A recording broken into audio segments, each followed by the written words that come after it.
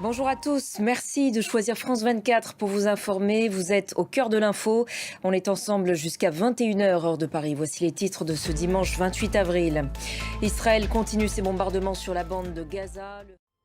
Aucun répit au Proche-Orient. Israël continue donc ses bombardements. L'armée israélienne dit avoir frappé des dizaines de cibles dans le centre de la ville de Gaza. Le ministère de la Santé, contrôlé par le Hamas, fait part de son côté d'un nouveau bilan d'au moins 34 454 morts. Et pendant ce temps, le chef de la diplomatie française est toujours en visite au Liban. Entretien ce dimanche avec des responsables libanais dans le but d'éviter à tout prix une extension du conflit au Liban. Guerre en Ukraine, à présent, la situation sur le front se détériore et les troupes russes remportent des succès tactiques, de l'aveu même du commandant en chef de l'armée, Oleksandr Syrsky. Voilà, et puis sachez qu'en Russie, un deuxième journaliste accusé d'avoir participé à la création de vidéos pour l'équipe de feu, l'opposant Alexei Navalny, a été arrêté.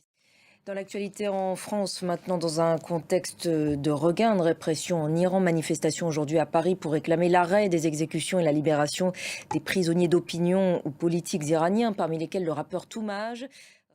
Et on revient à présent sur l'actualité de la guerre en Ukraine, où je vous le disais il y a quelques instants, la situation sur le front se détériore de l'aveu même du commandant en chef de l'armée, Oleksandr Syrsky. Les combats se concentrent près de la ville de Tchassiviar et au nord-ouest d'Avdivka. On va rejoindre à Kiev notre correspondant Gulliver Krag. Bonjour Gulliver, nouveaux commentaires inquiétants tout d'abord sur la situation sur la ligne de front.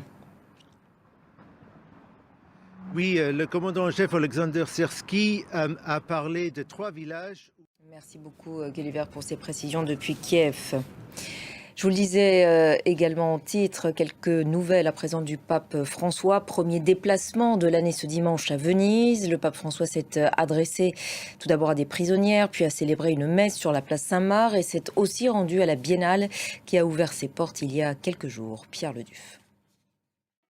Et voilà pour l'essentiel de l'info. On se retrouve dans quelques instants. À tout de suite.